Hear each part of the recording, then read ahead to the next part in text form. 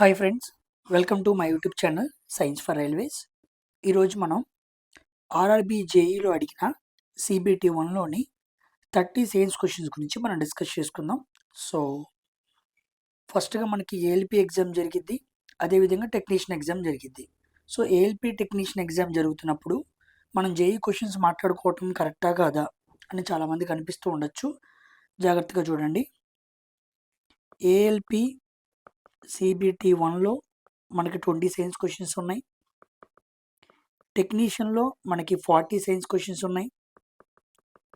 జేఈలో CBT one మనకి 30 science questions ఉన్నాయి. So physics, chemistry, biology మొత్తం కవర్ అయ్యేలాగా మనం 20, 40, 30 మాట్లాడుకోవాలి. మనం సిబిటి వన్ పేపర్లో మాట్లాడుకున్నాం, టెక్నీషియన్ పేపర్లో కూడా మాట్లాడుకున్నాం. ఈ జేఈలో ఉన్న కాన్సెప్ట్స్ కూడా మనం క్లియర్గా మాట్లాడుకుంటే ఇక ఏ విధంగా హై లెవెల్లో కాస్త అడిగాడనే విషయం కూడా మనకు అర్థమైపోయింది. సో అన్నిటికీ ఉపయోగపడుద్ది అనమాట. అంటే రాబోయే టెక్నీషియన్ ఎగ్జామ్, అది ఏఎల్పి ఎగ్జామ్స్కి కూడా ఇప్పుడు మనం మాట్లాడుకునే ఈ 30 క్వశ్చన్స్ అనేవి చాలా బాగా ఉపయోగపడుతూ ఉంటాయి. ఎక్కడైనా కాన్సెప్ట్స్ మనకు తెలియకపోయినా, ఎక్కడైనా మిస్ అయినా వాటి గురించి కూడా మనకి ఒక అవేర్నెస్ అనేది క్రియేట్ అయ్యింది. ఓకేనా? సో మనకి సిబిటి వన్ జేఈకి సంబంధించి మొత్తం 9 షిఫ్ట్లో జరిగిందనమాట. 3 డేస్ జరిగింది. 3 into 3 9 షిఫ్ట్లు. సో 9 into 30 270 క్వశ్చన్స్ మనం క్లియర్గా మాట్లాడుకుంటూ ఉన్నాం. సో దీంట్లో మోర్ నెంబర్ ఆఫ్ కాన్సెప్ట్స్ని మనం క్లియర్గా ఇన్డెప్త్గా మాట్లాడుకుంటూ వెళ్దాం. ఓకేనా? సో తెలుగులో అయితే పేపర్స్ అవైలబుల్గా లేవు, టెక్స్ట్ బుక్లో కూడా తెలుగులో అవైలబుల్గా లేవు. ఇంకోటి ఏంటంటే, నేను ఎగ్జాక్ట్ పేపర్ని ఎక్స్ప్లెయిన్ చేయట్లేదు, ఎందుకంటే అంటే పేపర్లోని క్వశ్చన్సే, కానీ పేపర్ తీసుకొని చెప్పట్లేదు. ఎందుకంటే ఈసారి పేపరు మనకి కీ ఇచ్చినప్పుడు రెడ్ ఆప్షన్స్ రాంగ్ అయినాయి, రైట్ ఆన్సర్ రెడ్, ఇలా కలర్స్ ఇచ్చేసాడు అనమాట. సో కలర్స్ ఇవ్వటం వల్ల మనకి ఈజీగా ఆప్షన్ తెలిసిపోయింది. ఈజీగా ఆప్షన్ తెలిస్తే మీరు ప్రాక్టీస్ చేయడానికి చాలా ఈజీగా ఉండదు. సో 30 క్వశ్చన్స్ని మీరు ప్రాక్టీస్ చేయాలి. 30 అవుట్ ఆఫ్లో ఒక జేఈ సిబిటి వన్ క్వశ్చన్స్ మనకి ఏ లెవెల్లో వచ్చినాయి, మనం ఏ విధంగా ఆన్సర్ చేయగలం విషయం అర్థమైపోయింది. సో చాలా ఈజీ అనమాట. జేఈ అనగానే ఏదో హై లెవెల్కి వెళ్తాడు అనుకోవద్దు. కాస్త టెక్నీషియన్ మీద కాస్త పైకి వెళ్ళి అడుగుతాడు, కానీ మీకు సాల్వ్ చేస్తున్నప్పుడు కాన్సెప్ట్ అయితే అదే కాబట్టి అంత మీకేం అనిపించదు. అంటే ఇప్పటి వరకు మనం ఏఎల్పి టెక్నీషియన్లో ఏ కాన్సెప్ట్స్ అయితే డిస్కస్ చేసుకున్నామో ఆ కాన్సెప్ట్స్ మీద క్వశ్చన్స్ వెళ్తూ ఉంటాయి. మధ్య మధ్యలో కొన్ని కొత్త కాన్సెప్ట్స్ వస్తూ ఉంటాయి. వాటిని కూడా మనం నేర్చుకుని ముందుకు వెళ్తే ఈజీగా ఉండిద్ది. ఒక డిగ్రీ లెవెల్ పేపర్ని మనం డిస్కస్ చేస్తున్నాం. ఒక డిగ్రీ లెవెల్లో జరిగిన ఎగ్జామ్లోని 30 సైన్స్ క్వశ్చన్స్ని మనం డిస్కస్ చేస్తున్నాం కాబట్టి అందరూ ఈ 30 క్వశ్చన్స్కి ఎన్ని ఆన్సర్స్ రైట్ అయినాయో కంపల్సరీగా కామెంట్ సెక్షన్లో రాయండి. ఓకేనా? సో ఇక ఆలస్యం చేయకుండా మనం వీడియోలోనికి వెళ్దాం. Let's get in to video. So ఈ 9 షిఫ్ట్స్ ఫినిష్ అవ్వగానే సిబిటి టూలో అవి మాట్లాడదాం. ఓకేనా? సో అప్పటికి మనం యాజ్ ఎర్లీ యాజ్ తొందరగా ఫినిష్ చేసుకుంటాం కాబట్టి ఇక టెక్నీషియన్లో మిగిలిపోయినవి అడుగుతున్న ఇంపార్టెంట్ కాన్సెప్ట్స్ మీద ఇప్పుడు మనం ఈ సాల్వ్ చేసుకుంటూ వెళ్తున్నప్పుడు కొన్ని కాన్సెప్ట్స్ బాగా అడుగుతున్న అర్థమైంది. దాని గురించి ఇన్డెప్త్గా లాస్ట్ టైం మనం మ్యాగ్నెటిజం గురించి ఎలా మాట్లాడుకుంటూ వచ్చాం. ఈ కాన్సెప్ట్ బాగా అడుగుతున్నాడని తెలియగానే దానికి సంబంధించిన కాన్సెప్ట్ మాట్లాడుకుంటూ వచ్చాం. సో ఎవరికైనా ఇంపార్టెంట్ కాన్సెప్ట్స్ గురించి తెలియాలనుకుంటే మన ఛానల్లోకి వెళ్ళండి. హెరిడిటీ, మ్యాగ్నెటిజం, ఎలక్ట్రిసిటీలో చాలా కాన్సెప్ట్స్ ఉంటాయి, పీరియాడిక్ టేబుల్ అని చెప్పి. అవన్నీ మీరు వింటే ఒక క్లారిటీ వచ్చింది. ఇప్పుడు మనం సాల్వ్ చేసుకుంటూ వెళ్తున్నప్పుడు ఇంకా ఏ కాన్సెప్ట్స్ అడుగుతున్నాడో తెలియగానే వాటి మీద కూడా ఇన్డెప్త్గా వెళ్ళి మాట్లాడదాం. ఓకేనా? సో ఒకవేళ కాదు సార్ ఈ కాన్సెప్ట్ బాగా మాట్లాడండి, దీన్ని బాగా ఎగ్జామ్స్లో అడుగుతున్నాడని మీరు ఎక్కువ మంది కామెంట్ సెక్షన్లో రాస్తే కంపల్సరీగా నేను కామెంట్స్లో చూసి ఆ కాన్సెప్ట్ గురించి మాట్లాడతాను. ఓకేనా? సో కంపల్సరీగా ప్రతి క్వశ్చన్ వీడియోని పాస్ చేసుకొని ప్రతి క్వశ్చన్కి ఆన్సర్ చేయండి. కొన్ని మీరు చేయగలిగేలా ఉంటాయి, కొన్ని మీరు చేయలేని విధంగా ఉంటాయి. చేయలేని క్వశ్చన్స్ని మీరు సాల్వ్ చేయాలి. సో 30 అవుట్ ఆఫ్ ఎన్ని వస్తే చూసుకోండి. ఓకేనా? So JEE CBT one is very easy as compare to ALP and technician. వాటితో పోల్చుకుంటే అలాగే ఉండిద్ది. జాగ్రత్తగా ఆన్సర్ చేయండి. So let's get in to video. 16th December 16th జరిగింది. సో ఫస్ట్ షిఫ్ట్ మనం మాట్లాడుకుంటున్నాం జేఈ సిబిటి వన్. ఇదిగోండి ఫస్ట్ క్వశ్చన్. సో మీకు చెప్పాం కదా, నేను ఎగ్జాక్ట్గా క్వశ్చన్ పేపర్ తీసుకొస్తే మీకు క్వశ్చన్స్ అనేవి అర్థమైపోతాయి, ఆన్సర్స్. అందుకే నేను ఇలా తీసుకొస్తున్నాను అనమాట. ఏమైనప్పటికీ ఆ పేపర్లో రైల్వే అడిగిన క్వశ్చన్స్ మనకు తెలియాలి, అది మన మెయిన్ ఎజెండా. ఆ క్వశ్చన్స్ని మనం సాల్వ్ చేయాలి, అందుకే తీసుకొచ్చాను. జాగ్రత్తగా సాల్వ్ చేసుకుంటూ వెళ్దాం. First question. In a series combination of resistors, how is the voltage distributed across each resistor అన్నాడు. సో నేను తెలుగులో పేపర్స్ లేవు, కానీ తెలుగులో చెబుతాను వివరంగా. సో తెలుగు స్టూడెంట్స్ ఎవరైనా ఉన్నా సరే మీరు చూడండి, క్లియర్గా అర్థమైంది. ఓకేనా. So series combination of resistors అన్నాడు, అంటే ఇలా సిరీస్లో రెసిస్టర్స్ని కనెక్ట్ చేశాడు అనమాట. R1 R2 R3 ఇలా వోల్టేజ్ ఇచ్చాడు, ప్లస్ మైనస్. ఓకేనా. సో మనకు తెలుసు సిరీస్లో ఏది సేమ్గా ఉండిద్ది, ఐ ఎప్పుడు సేమ్గా ఉండిద్ది. సో ఇక్కడికి వెళ్ళే కరెంట్ ఏంటి, ఐ అనమాట. సేమ్ అదే ఐ మనకి ఏం చేస్తుంది, దీంట్లోనే వెళ్తుంది, దీంట్లోనే వెళ్తుంది, దీంట్లోనే వెళ్తుంది. ఐ ఐ ఐ అంటే సిరీస్లో కరెంట్ సేమ్గా ఉండిద్ది. వోల్టేజ్ ఎలా ఉండిద్ది అంటే డిఫరెంట్గా ఉండిద్ది అనమాట. ఓకేనా. సో ఇక్కడ ఉండే వోల్టేజ్ ఏంటి, V1, ఇక్కడ ఉండే వోల్టేజ్ V2, ఇక్కడ ఉండే వోల్టేజ్ V3. సో మనకి total voltage తెలియాలనుకోండి, V = V1 + V2 + V3 అనమాట. ఓకేనా. సో V = మనకు ఫార్ములా తెలుసు కదా, I × R. So current same కాబట్టి I × R1. R1లో వెళ్ళే R1 దగ్గర ఉన్న వోల్టేజ్ డ్రాప్ ఎంత అని, అంటే ఇక్కడ I × R2, R2 రెసిస్టర్ దగ్గర ఉన్న వోల్టేజ్ డ్రాప్. ఇక్కడ I × R3. కామన్గా ఏముంది, ఐ ఉంది. ఐని కామన్ తీస్తే R1 + R2 + R3 అనమాట. సో ఇదంతా ఏంటి, R equivalent. So V = I × R equivalent. ఒకవేళ R ఈక్వలెంట్ మనం పక్కన పెట్టామనుకోండి కాన్స్టెంట్ లాగా, V directly proportional to I. అవునా కదా. సో సిరీస్ కాంబినేషన్ రెసిస్టర్స్లో వోల్టేజ్ ఎలా ఉంది, directly proportional to resistance. It is directly proportional to resistance, ఇదన్నమాట. ఓకేనా. చాలామంది same across the all resistors అని పెడుతూ ఉంటారు, తప్పు అయిపోయింది. ఓకే, ఇక్కడ ఇలా చూపించాలి. కరెంట్ని కాన్స్టెంట్గా పెట్టుకున్నారు అనుకోండి, కరెంట్ కాన్స్టెంట్గా పెట్టుకుంటే V directly proportional to R equivalent. ఓకేనా. సో వోల్టేజ్ అనేది ఎలా ఉంది, ఎలా డిస్ట్రిబ్యూట్ అయింది అంటే డైరెక్ట్లీ ప్రపోర్షనల్ టు రెసిస్టెన్స్. అంటే రెసిస్టెన్స్ వాల్యూస్ ఎలా ఉన్నాయో అలా డిస్ట్రిబ్యూషన్ జరిగిందనమాట. దీని మీద చాలా రకాల ప్రాబ్లమ్స్ అనేవి వస్తూ ఉంటాయి, జాగ్రత్తగా గుర్తుపెట్టుకోండి. డైరెక్ట్లీ ప్రపోర్షనల్ అనే విషయాన్ని గుర్తుపెట్టుకోండి. రేపు ఎప్పుడైనా మీకు ఇది 1 ohm, ఇది 2 ohms, ఇది 3 ohms అంటాడు, సిరీస్ అంటాడు. అప్పుడు మీకు వోల్టేజ్ రేషియో అంటాడు. Same R1 2 3, R1 R2 R3 అనమాట. ఓకేనా. కరెంట్ సేమ్గా ఇచ్చేసి మెన్షన్ చేసినప్పుడు వోల్టేజ్ రేషియో ఎలా ఉండిద్ది, రెసిస్టెన్స్ రేషియోకి డైరెక్ట్లీ ప్రపోర్షనల్గా ఉండిద్ది అని ఫ్రేమ్ చేస్తాడు. సో క్వశ్చన్స్ మీకు వెళ్ళే కొద్దీ అర్థమవుతూ ఉంటాయి. సో లెవెల్ కాస్త పెరుగుతూ ఉండిద్ది. ఆ లెవెల్ దగ్గర మనం ఇంకా క్లియర్గా డీప్గా డిస్కస్ చేసుకుంటూ వెళ్దాం. ఓకేనా. సో ఇది మనకి ఎలక్ట్రిసిటీ నుంచి అడిగిన క్వశ్చన్ అనమాట. నేను ప్రతి క్వశ్చన్ దగ్గర మీకు యూనిట్ మెన్షన్ చేస్తాను. ఎందుకు అంటే రైల్వేలో ఎక్కడి నుంచి, ఏ చాప్టర్ నుంచి ఏ క్వశ్చన్ ఎలా అడిగాడు అని స్పెసిఫిక్ మీకు తెలియాలి. అప్పుడు మీకు ఒక ఐడియా క్రియేట్ అయ్యింది. So this question comes from electricity. ఓకేనా. Coming to second question. An EMF is induced whenever there is a change in magnetic field linked with electric circuits. This is stated by అన్నాడు. ఓకేనా. EMF produce అయిందనమాట. EMF is induced. Okay.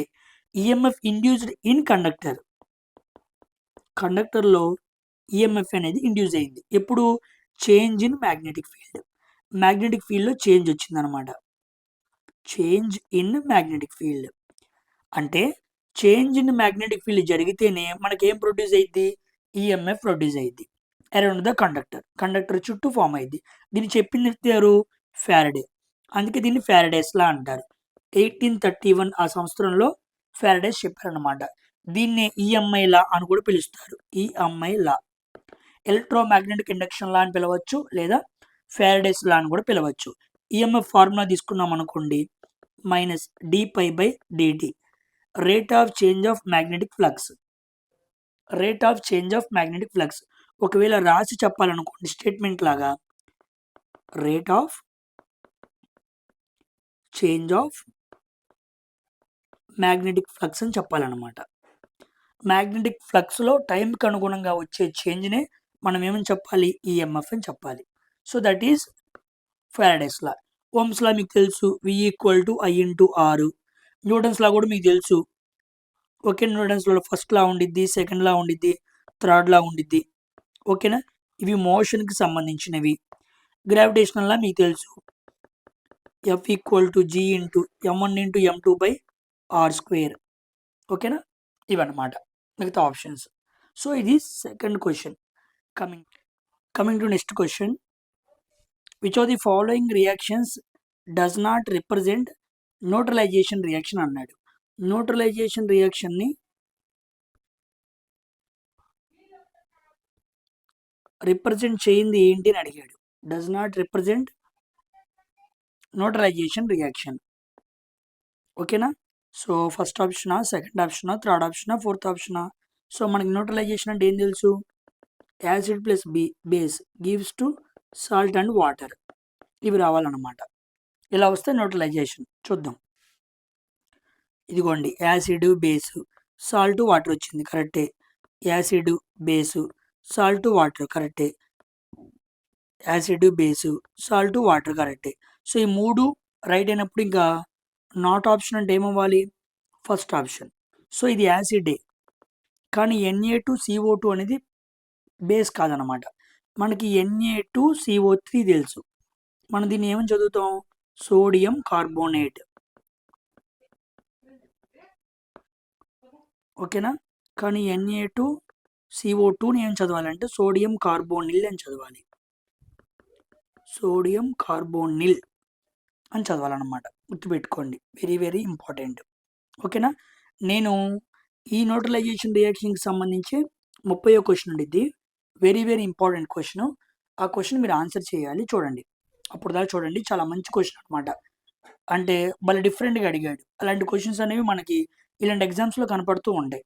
ఓకేనా, ఇంకా చెప్పాలి అంటే ఈ జేఈలో అడిగిన చాలా క్వశ్చన్స్ తీసుకెళ్ళి ఇప్పుడు జరుగుతున్న ఆర్ఆర్బి గ్రూప్ డి ప్రజెంట్ షిఫ్ట్స్లో చాలా చాలా క్వశ్చన్స్లో కనపడుతుంటాయి అన్నమాట.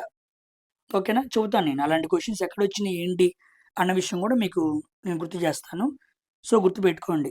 ఓకేనా, so first option is the correct answer. ఇది సోడియం కార్బోనేట్, ఇది సోడియం కార్బోనిల్. సో న్యూట్రలైజేషన్ జరగాలి అంటే యాసిడ్ బేస్ ఉండాలి, సాల్ట్ వాటర్, ఈ రెండు ఉండాలి. Coming to the commutator used in electric motor. నేను మ్యాగ్నెటిజంలో క్లియర్గా ఎక్స్ప్లెయిన్ చేశాను అనమాట ఈ టాపిక్స్ అన్ని.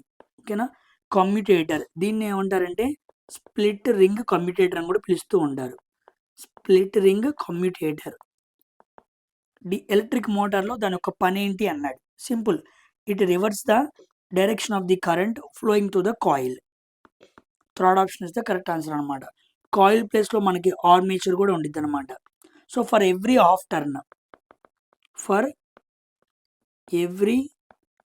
హాఫ్ టర్న్ ఏమవ్వాలంటే కరెంట్ డైరెక్షన్ రొటేట్ అవుతూ ఉండాలన్నమాట, రివర్స్ అవుతూ ఉండాలి. అప్పుడు రొటేషన్ కంప్లీట్గా జరుగుతూ ఉండిద్ది అనమాట. ఓకేనా, సో మోటార్ కాయిల్ లేదా ఆర్మేచర్, దానికి ఫ్లో అయ్యే కరెంట్ అనేది రివర్స్ అవుతూ ఉండిద్ది. ఒక మాటలో చెప్పాలి అంటే కమ్యూటేటర్ అనేది ఒక రోటరీ స్విచ్ లాగా పనిచేస్తూ ఉండిద్ది అనమాట. గుర్తుపెట్టుకోండి. అయితే మనకి డీసీ జనరేటర్ ఉండిద్ది, డీసీ మోటారు ఉండిద్ది అనమాట. ఓకేనా, ఈ డీసీ మోటార్లో ఈ కమ్యూటేటర్ ఎలా పనిచేసిద్ది అంటే డీసీని ఏసీగా మార్చిద్ది అనమాట. అదే డీసీ జనరేటర్లో అనుకోండి, ఇది ఏసీని డీసీగా కూడా మార్చిద్ది. కరెంట్ కన్వర్షన్ కూడా జరిగిద్ది అనమాట. సో డీసీ జనరేటర్లో ఏసీని డీసీగా, డీసీ మోటార్లో డీసీని ఏసీగా కమ్యూటేటర్ అనే పార్ట్ అనేది చేసిద్ది అనమాట. గుర్తుపెట్టుకోండి, వెరీ వెరీ ఇంపార్టెంట్. డీసీ మోటార్లో దాని వర్క్ ఏంటి, డీసీ కరెంట్ని ఏసీ కరెంట్గా కూడా మార్చగలదు. సామాన్యంగా మనకు తెలుసు ACT DC rectifier, DCT AC inverter అని కూడా తెలుసు. కానీ కమ్యూటేటర్ కూడా ఈ పని చేసేది ఇక్కడ ఎలక్ట్రిక్ మోటార్లో. ఓకేనా, వెరీ ఇంపార్టెంట్. మ్యాగ్నెటిజం నుంచి అడిగిన క్వశ్చన్ అనమాట. నెక్స్ట్ ఇది ఒక్క నిమిషం, ఇది సెకండ్ క్వశ్చన్, ఇది థర్డ్ క్వశ్చన్, ఇది fourth question, and coming to fifth question అనమాట. So what are regenerative cells used by hydra. ఇది రీసెంట్గా అడిగిన గ్రూప్ డి ఎగ్జామ్ షిఫ్ట్లో అడిగాడు అనమాట. Same question, what are regenerative cells used by hydra అన్నాడు. ఓకేనా. హైడ్రా ఏ సెల్స్ని ఉపయోగించుకునిద్ది అన్నాడు. What are regenerative cells used by hydra for, ఎందుకు అన్నాడు.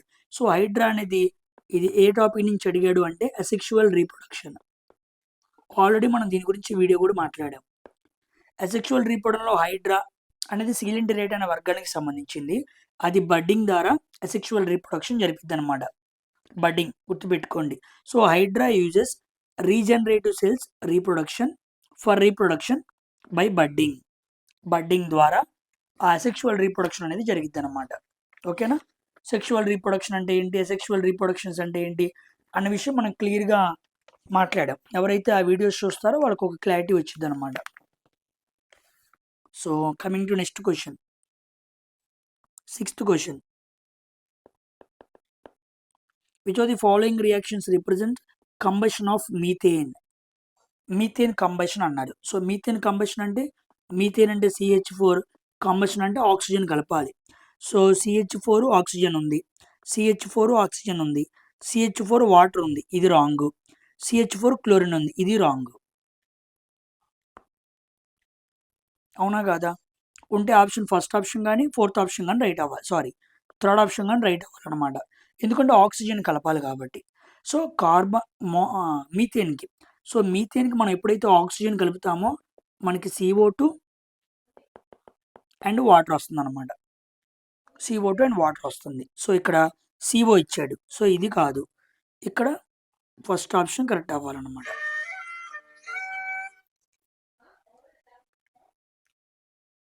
ఓకేనా. సో ఇక్కడ కార్బన్లు ఎన్ని ఉన్నాయి, 1 1.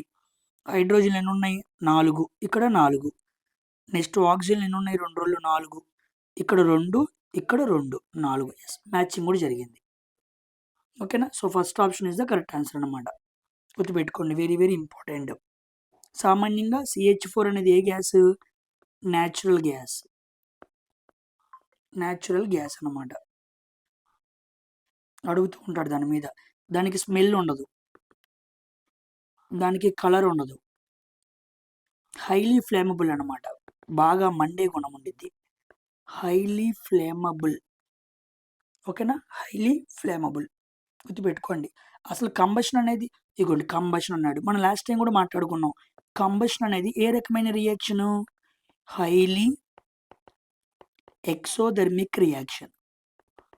హైలీ ఎక్సోథెర్మిక్ రియాక్షన్ అంటే ఎక్కువగా దాని నుంచి హీట్ అనేది ప్రొడ్యూస్ అవుతుంది అనమాట. ఓకేనా, గుర్తుపెట్టుకోండి.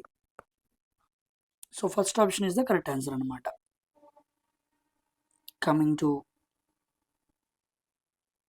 7th question.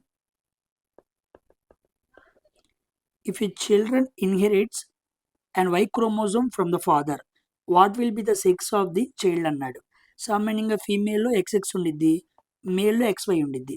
Y అనేది ఏంటి, మేల్ జెండర్ని డిసైడ్ చేసే క్రోమోజోమ్ అనమాట. కంపల్సరీగా ఫాదర్ నుంచి Y అనేది వచ్చింది అంటే లేడీస్ నుంచి X వచ్చింది. సో XY క్రోమోజోమ్ ఏం రిప్రజెంట్ చేసిద్ది, బేబీ మేల్ అని రిప్రజెంట్ చేసిద్ది. So male is the answer అనమాట. If a child inherits Y chromosome from the father, అలా కాకుండా ఫాదర్ నుంచి X, ఫీమేల్ నుంచి కూడా X వచ్చింది అనుకోండి, అప్పుడు ఫీమేల్ అనమాట. సో ఇది మనకి రీప్రొడక్షన్ అనే కాన్సెప్ట్ నుంచి వచ్చింది. ఆ పైన క్వశ్చన్ కెమికల్ రియాక్షన్స్ నుంచి వచ్చింది అనమాట. 7th question. Coming to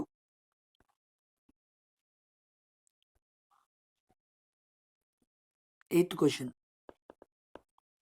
Which of the following rules used to determine the direction of the force of a current carrying conductor in an electric motor అన్నాడు.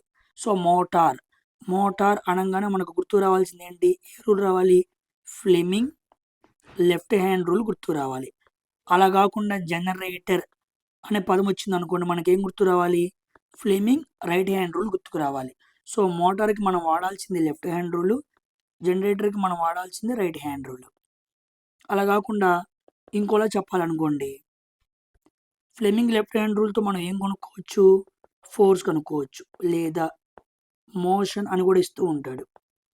Fleming right hand rule ద్వారా మనం ఏం కనుక్కోవచ్చు, current లేదా induced current అని ఇస్తూ ఉంటాడు. ఓకేనా. సో వాడు ఈ విధంగా అడుగుతాడా, డివైస్ మీద అడుగుతాడా, డైరెక్షన్స్ మీద అడుగుతాడా, కనుక్కోవాల్సిన వస్తువు మీద అడుగుతాడా? ఎలా అడిగినా కరెక్ట్‌గా చెప్పగలగాలి. సో, ఎలక్ట్రిక్ మోటార్ అంటే Fleming left hand rule. Fourth option is the correct answer. ఓకేనా? Coming to ninth question. Which of the following is the product of neutralization of hydrochloric acid, sodium hydroxide? Hydrochloric acid అంటే HCl, NaOH, sodium hydroxide. ఏం form అయింది? NaCl plus H2O form అయింది. NaCl మనం ఏమనాలి? Sodium chloride అనాలి. So sodium chloride hydrogen గ్యాసా? కాదు. Sodium హైడ్రాక్సైడా? కాదు. సోడియం హైడ్రాక్సైడా? కాదు. Sodium chloride and water. So fourth option is the correct answer అనమాట. Salt and water. ఇది సాల్ట్ అనమాట. ఓకేనా? కెమికల్ రియాక్షన్స్ నుంచి అడిగిన question. Coming to 10th question.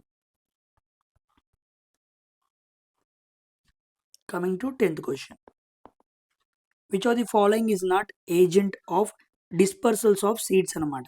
డిస్పర్సల్స్ అంటే చేరవేయటం అనమాట.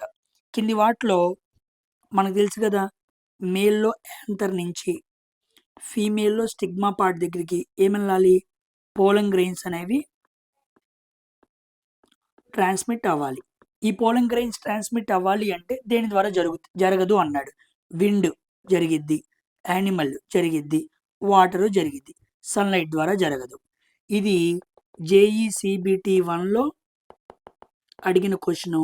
ఇప్పుడు రీసెంట్గా జరుగుతున్న RRB షిఫ్ట్లో కూడా గ్రూప్ Dలో అడిగాడు అనమాట. ఓకేనా? JE పేపర్లో ఉన్న క్వశ్చన్స్ ఇక్కడ కూడా అడిగాడు. క్వశ్చన్స్ రిపీట్ అవుతాయండి. PYQs చూసుకుంటే చాలా ఎనఫ్. PYQs చూసుకుంటూ వాటి వెనకాల ఉన్న కాస్త కాన్సెప్ట్ని అర్థం చేసుకుంటే ఈజీ టు క్రాక్ సైన్స్. చాలా చాలా ఈజీ. ఓకేనా? సో సన్లైట్ ద్వారా ఏం జరగదు? పొలినేషన్ జరగదు. విండ్ ద్వారా జరిగిద్ది యానిమోఫిలి, జూఫిలి, హైడ్రోఫిలి. ఆ ఫిలి పేరుతో చదువుతూ ఉంటారనమాట పొలినేషన్. సో పరాగ రేణువులు యాంథర్ నుంచి స్టిగ్మా పార్ట్కి చేరతాయి అనమాట. సో ఇది మనకి రీప్రొడక్షన్ నుంచి అడిగిన question. Coming to 11th question. What is the process by which sodium hydroxide is prepared అన్నాడు. సోడియం హైడ్రాక్సైడ్, మనకి సోడియం హైడ్రాక్సైడ్ ఎలా వచ్చింది గుర్తుందా? మనం చాలాసార్లు మాట్లాడుకున్నాం. NaCl తీసుకోవాలి సొల్యూషన్. దాన్ని మనం బ్రెయిన్ సొల్యూషన్ అంటాం. Brain solution. దీని గుండా మనం కరెంట్ పంపిస్తాం. దాన్ని మనం ఎలక్ట్రోలైసిస్ పద్ధతిగా మాట్లాడుకుంటూ ఉంటాం. అప్పుడు ఎలా విడిపోయిద్ది? NaOHగా విడిపోయిద్ది, ప్లస్ క్లోరిన్గా విడిపోయిద్ది, ప్లస్ హైడ్రోజన్ గ్యాస్గా విడిపోయిద్ది. మనం మాట్లాడుకున్నాం ఎక్కడ ఏం ఫామ్ అవుతాయి అని చెప్పి. సో మనకి NaOH వచ్చిందా లేదా? సోడియం హైడ్రాక్సైడ్ని మనం ఎలా తీసుకొచ్చాం? Electrolysis of brain solution. So ఇది కాదు, ఇది కాదు, ఇది కాదు. దాన్ని క్లోర్ ఆల్కలీ ప్రాసెస్ అంటారు. క్లోర్ అంటే క్లోరిన్ రావటం, ఆల్కలీ అంటే NaOH రావటం. ఓకేనా? So that is chlor alkali process. ఈ ప్రాసెస్లన్నీ చాలా ఇంపార్టెంట్. వీటి మీద క్వశ్చన్స్ రిపీటెడ్గా వచ్చినాయి. అందుకే నేను ఇక్కడే ఎక్స్ప్లెయిన్ చేయట్లేదు. వీటి మీద క్వశ్చన్స్ వస్తాయి. ఇంకో క్వశ్చన్ వచ్చింది ఇలాంటిదే, అక్కడ ఎక్స్ప్లెయిన్ చేస్తాను. ఓకేనా? ఇది 11th question. Coming to 12th question. What is the pH range of strongly acidic solution? Strongly acidic అన్నాడంటే ఇది కాదు, ఇది కాదు, ఇది కాదు. 0 నుంచి 3 అన్నమాట. 0 నుంచి 7 వరకు ఉంటే ఎసిడిక్, కానీ 0 to 3 మధ్య ఉంటే స్ట్రాంగ్లీ ఎసిడిక్ అనమాట. స్ట్రాంగ్లీ ఎసిడిక్ ఎక్కువ ఆమ్ల నేచర్ కలిగి ఉండిద్ది అనమాట, ఆమ్లతత్వం. Coming to 13th question. Which determines the sex of a child in humans? So environmental క్యూసా? కాదు. పిల్లల్లో హ్యూమన్స్లో చైల్డ్ ఒక సెక్స్ని డిసైడ్ చేసేది ఎవరు అన్నారు. టెంపరేచరా? కాదు. ఫేట్ ఆఫ్ ది ఎంబ్రియోనా? కాదు. జెనెటిక్ కాన్స్టిట్యూషన్ అనమాట. సో అందుకే హ్యూమన్లో డిసైడ్ అయ్యే సెక్స్ని ఏమంటారంటే జెనెటికల్లీ సెక్స్ డిటర్మైన్ అంటారు, GSD అంటారు. జెనెటికల్గా సెక్స్ అనేది ఏమవుతుంది? డిటర్మైన్ అవుతుంది from the chromosomes of mother XX, from the chromosomes of father XY. ఆ రెండింటి నుంచి మనం జెండర్ని మనం డిసైడ్ చేసి చెప్పచ్చు. కానీ టెంపరేచర్ ఎవరికి? టెంపరేచర్ మనం థర్డ్ ట్రైస్లో మాట్లాడుకున్నాం, గుర్తుందా? క్రొకడైల్స్లో మాట్లాడుకున్నాం. నేను హెరిడిటీ చెప్పినప్పుడు క్లియర్గా అది ఎక్స్ప్లెయిన్ చేశాను అనమాట. సో ఎన్విరాన్మెంటల్ ఫ్యాక్టర్ మీద కాకుండా జెనెటికల్గా సెక్స్ డిటర్మినేషన్ జరిగిద్ది. ఎవరిలో అంటే హ్యూమన్స్లో. గుర్తుపెట్టుకోండి, ఈ 3 కాదు. Sorry. Next which of the following is a natural ecosystem అన్నారు. సో న్యాచురల్ ఎకోసిస్టమ్ అంటే క్రాప్ ఫీల్డ్ వచ్చిద్దా? కాదు. ఎక్వేరియం వచ్చిద్దా? కాదు. గార్డెన్ కూడా రాదు. ఫారెస్ట్ అనమాట. ఎకోసిస్టమ్ అంటే ఏంటో కాదు, biotic components plus abiotic components రెండు కలిసి ఉంటాయి అన్నమాట. So biotic components abiotic components రెండు కలిసి రెండు ఇంటరాక్ట్ అవుతాయి. ఇంటరాక్ట్ అయ్యేదాన్ని మన ఎకోసిస్టమ్ అంటారు. అంటే జీవం ఉన్నవి, జీవం లేనివి. అది న్యాచురల్గా అయితే ఫారెస్ట్ అనమాట. మరి ఈ 3 ఏంటి? ఇక్కడ జీవం ఉన్నవి ఉంటాయి, జీవం లేనివి ఉంటాయి. కానీ ఇవి ఆర్టిఫిషియల్. ఆర్టిఫిషియల్ ఎకోసిస్టమ్ అంటే క్రాప్ ఫీల్డ్స్ అంటే పంట పొలాలు, ఇంట్లో ఉండే ఎక్వేరియము, గార్డెన్, తోటలు లాంటివి వస్తాయి అన్నమాట ఆర్టిఫిషియల్ ఎకోసిస్టమ్కి. గుర్తుపెట్టుకోండి, ఇది మనకి ఎన్విరాన్మెంట్ నుంచి అడిగిన క్వశ్చన్. ఓకేనా? So this is 14th question.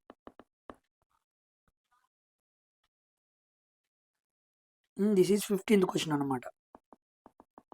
జాగ్రత్తగా చూడండి question. The magnetic field inside a long straight solenoid carrying current అన్నాడు. ఇదిగోండి ఇలా సోలనాయిడ్ తీసుకోండి. దాని గుండా మనం అప్లై చేసాం. ఓకేనా? దాని లోపల ఏముంటాయి? మ్యాగ్నెటిక్ ఫీల్డ్ లైన్స్ ఉంటాయి అన్నమాట. ఓకేనా? Magnetic field inside a long straight solenoid అన్నాడు. అంటే లాంగ్ స్ట్రైట్ సోలనాయిడ్ లోపల మ్యాగ్నెటిక్ ఫీల్డ్ ఎలా ఉండిద్ది? జీరోనా? కాదు. ఇన్వర్స్లీ ప్రొపోర్షనల్ కాదు, స్ట్రాంగర్ కాదు. Uniform and parallel. Uniform and ప్యారలల్గా ఉండిద్ది అనమాట. అంటే లోపల సోలనాయిడ్ లోపల మ్యాగ్నెటిక్ ఫీల్డ్ ఎప్పుడు యూనిఫామ్గా ఉండిద్ది, ప్యారలల్గా ఉండిద్ది. గుర్తుపెట్టుకోండి, వెరీ వెరీ ఇంపార్టెంట్. ఓకేనా? ఈ సోలనాయిడ్ మ్యాగ్నెటిక్ ఫీల్డ్ అదేవిధంగా బార్ మ్యాగ్నెటిక్ ఫీల్డ్ కూడా ఈక్వల్గా ఉండిద్ది అనమాట. ఇలా అడుగుతాడు చూడండి ఒక్కోసారి. Magnetic field outside the solenoid is equal to the magnetic field outside the bar magnet. అంటే ప్యాటర్న్ అన్నమాట, అమరిక. అంటే ఒక సోలనాయిడ్ బయట మ్యాగ్నెటిక్ ఫీల్డ్ అమరిక ఎలా ఉండిద్దో ఒక బార్ మ్యాగ్నెట్ బయట మ్యాగ్నెటిక్ ఫీల్డ్ అమరిక కూడా అలాగే ఉండిద్ది. Very very important. ఓకేనా? అలాగని యూనిఫామ్ అని కాదు, ప్యాటర్న్ మాత్రమే మాట్లాడుతున్నాను. గుర్తుపెట్టుకోండి.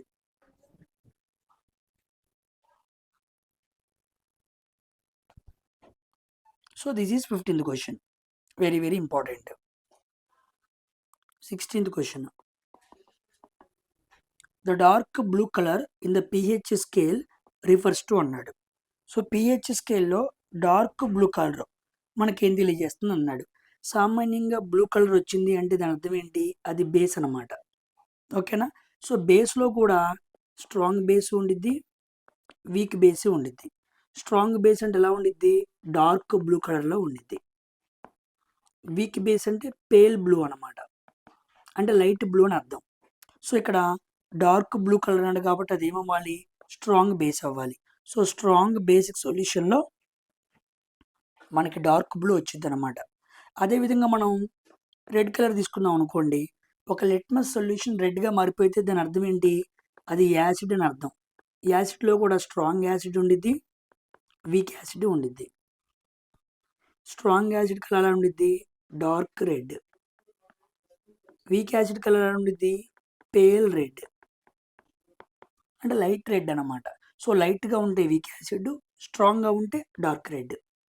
అలా బ్లూ కలర్లో డార్క్ వస్తే స్ట్రాంగ్ బేస్, రెడ్ కలర్లో డార్క్ వస్తే స్ట్రాంగ్ యాసిడ్ అనమాట. గుర్తుపెట్టుకోండి. మనకి బ్లూ రెడ్ అంతవరకే తెలుసు, కానీ లోపలికి వెళ్ళి కాస్త ఈ మధ్య ఇలా అడుగుతున్నాడు. ఓకేనా? ఇలా మనకి అవగాహన తెలిసి ఉండాలి. Coming to 17th question. Which property of carbon allows it to form long chains and rings? Carbon అనేది లాంగ్ చైన్స్ ఆఫ్ బాండ్స్ని అదేవిధంగా రింగ్స్ని ఫామ్ చేయగలదు. ఎందుకు? ఏ రీజన్ వల్ల? ఎబిలిటీ టు ఫార్మ్ స్టేబుల్ బాండ్సా? కాదు. టెండెన్సీ టు ఫార్మ్ సింగిల్ బాండ్సా? కాదు. కార్బన్ డబుల్ బాండ్స్ కూడా ఫామ్ చేసింది కదా, సింగిల్ బాండ్స్ అనే విషయం తప్పైపోయింది. Ability to form multiple bonds, yes, ఇది కార్బన్ మల్టిపుల్ బాండ్స్ని ఫామ్ చేయగలదు, అందువల్ల లాంగ్ చైన్స్ అండ్ రింగ్స్ని ఫామ్ చేయగలదు అనమాట. Ability to form covalent bonds కూడా కాదు. ఒక నాన్ మెటల్ మధ్య ఫామ్ అయ్యే బాండే కోవలెంట్ బాండ్. కార్బన్ ఒకటేనా, ఇంకా చాలా నాన్ మెటల్స్ ఉన్నాయి, అవి కూడా కోవలెంట్ బాండ్స్ ఫామ్ చేస్తాయి. కానీ మాకు లాంగ్ చైన్స్లో వచ్చేది ఏంటి? కార్బన్ మాత్రమే. కారణం ఏంటి? మల్టిపుల్ బాండ్స్ని ఫామ్ చేయగలదు. బ్యాలెన్సీ 4 కాబట్టి 4 వైపులా కంప్లీట్గా బాండ్ని ఫామ్ చేయగలదు కాబట్టి మల్టిపుల్ బాండ్స్ని ఫామ్ చేసే కెపాసిటీ కార్బన్కి ఉంది కాబట్టి లాంగ్ చైన్స్లో రింగ్స్ ఫార్మ్లో మనకి ఎక్కువ కార్బన్స్ అనేవి కనపడుతూ ఉంటాయి. ఓకేనా? Coming to 18th question. The power in a circuit having voltage V and current I during the time interval అన్నాడు.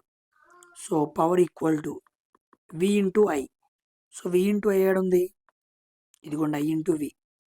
సింపుల్ క్వశ్చన్, థర్డ్ ఆప్షన్ అనమాట. Next 19th question. Which of the following materials is likely to be non biodegradable? Non biodegradable అన్నాడు. So ఇది biodegradable, కలిసిపోయింది భూమిలో, ఇది కూడా కలిసిపోయింది, ఇది కలిసిపోయింది. Plastic is non biodegradable, NBD, non biodegradable, గుర్తుపెట్టుకోండి, డీకంపోజ్ అవ్వదు. నెక్స్ట్ 20th క్వశ్చన్ అనమాట. In a parallel circuit how does the voltage across the each resistor compare to the total voltage supplied by the battery అన్నాడు.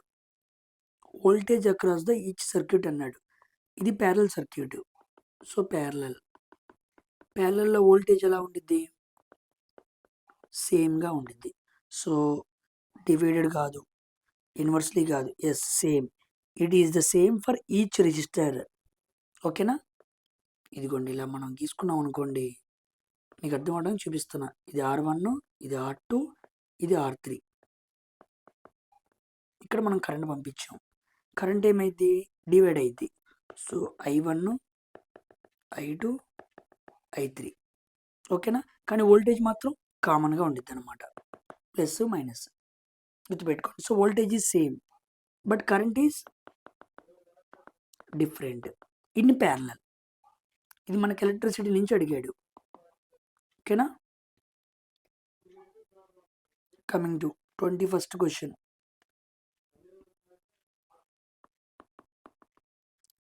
What is the relationship between the current, power and voltage? So power equal to V into I. So ఇది కాదు. I equal to P to V కాదు. I equal to V by P, yes, ఇది కూడా కాదు. I equal to ఐని పెట్టండి, yes, P by V equal to I.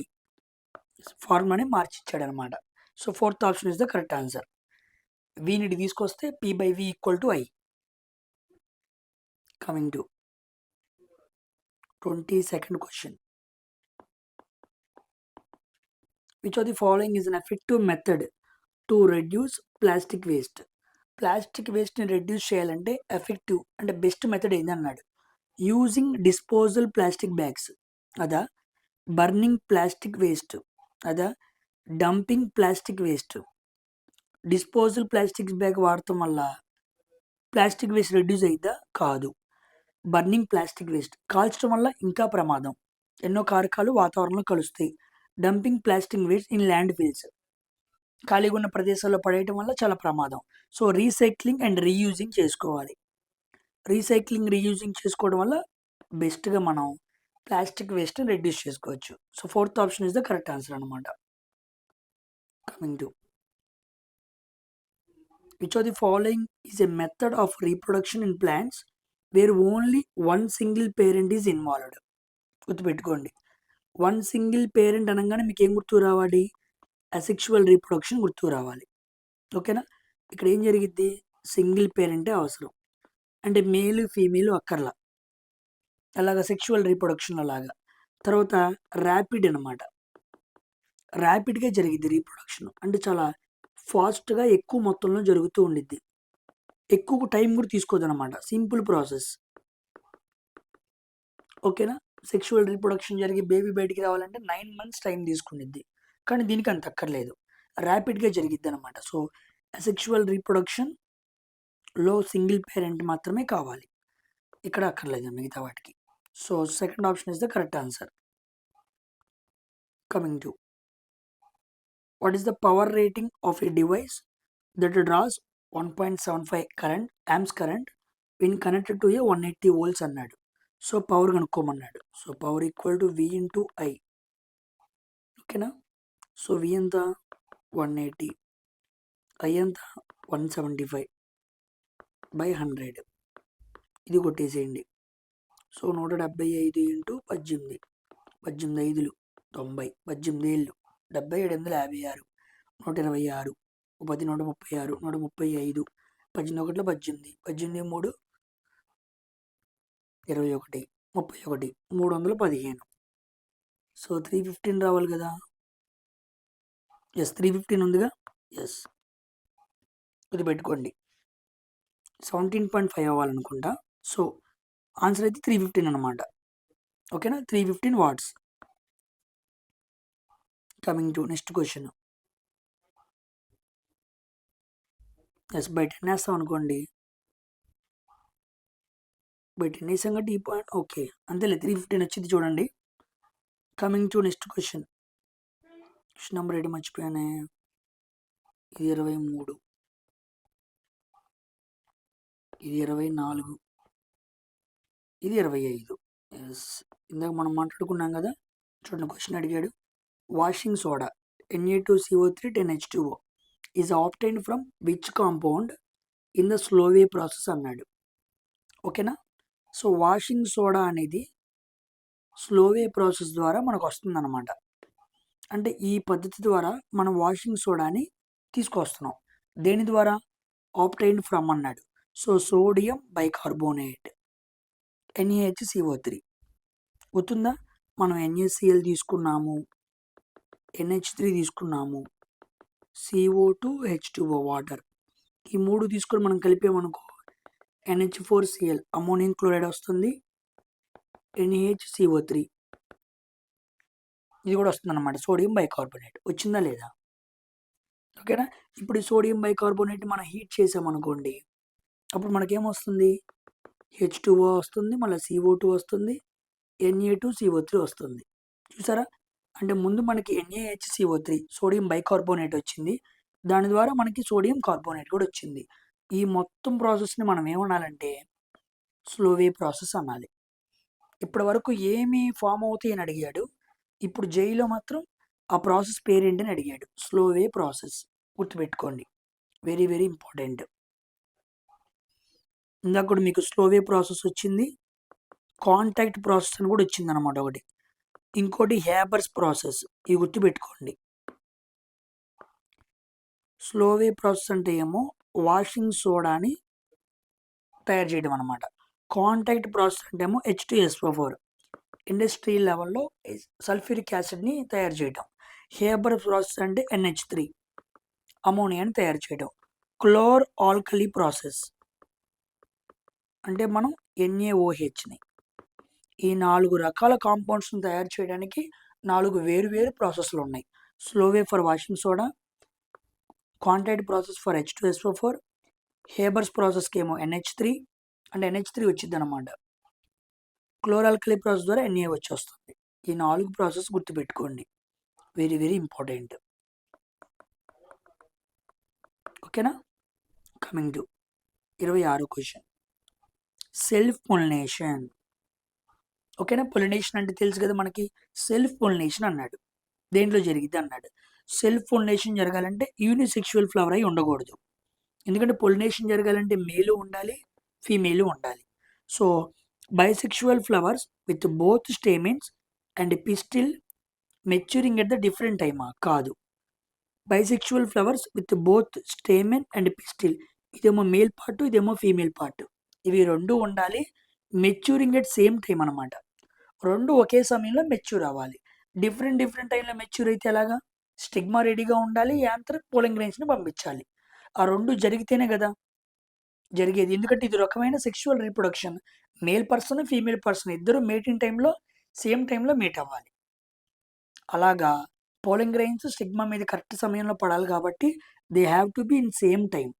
So bisexual ఫ్లవర్లో both male and female reproductive parts అనేవి ఒకే సమయంలో మెచ్యూర్ అవ్వాలి. అప్పుడు మనకేమైంది అంటే మనకు ఫ్రూట్ అనేది ఓవరీస్ అనేది లోపలికి వెళ్ళిపోవటం, ఫ్లవర్ నుంచి ఫ్రూట్ అనేది ఫామ్ అవడం అనేది జరిగిద్ది అనమాట. ఓకేనా? So this is 26th question. Coming to what is the primary purpose of electric fuse in a house hold circuit? So primary purpose ఏంటి? ఇంక్రీజ్ కరెంట్ ఫ్లో కాదు, రెగ్యులేట్ వోల్టేజ్ సప్లై కాదు, to reduce resistance కానే కాదు, overloading short circuit ఇవన్నీ తప్పించుకోవాలి అంటే మనం ఫ్యూజ్ను వాడాలి. ఫ్యూజ్ని ఎప్పుడు కూడా ఎలా కనెక్ట్ చేయాలి?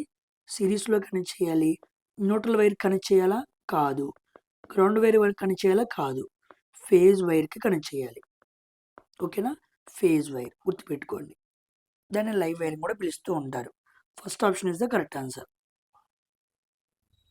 27th క్వశ్చన్ ఇప్పుడు మనం మాట్లాడుకుంది. 28th question 28th question.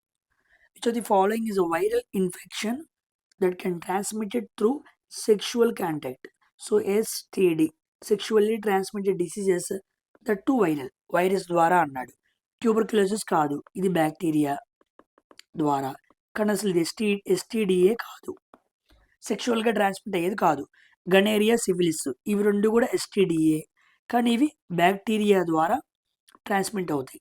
ఇక ఆప్షన్ మిగిలిపోయింది ఏముంది? ఎయిడ్స్ అనమాట.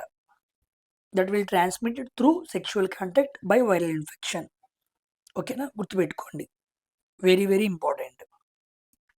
Coming to 29th question.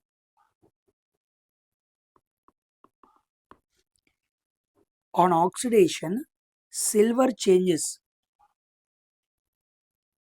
its color to dash and copper changes its color to dash అన్నాడు. ఓకే, ఆక్సిడేషన్ జరిగినప్పుడు సిల్వర్ అనేది తన కలర్ని మార్చుకునిద్ది. ఎందుకు?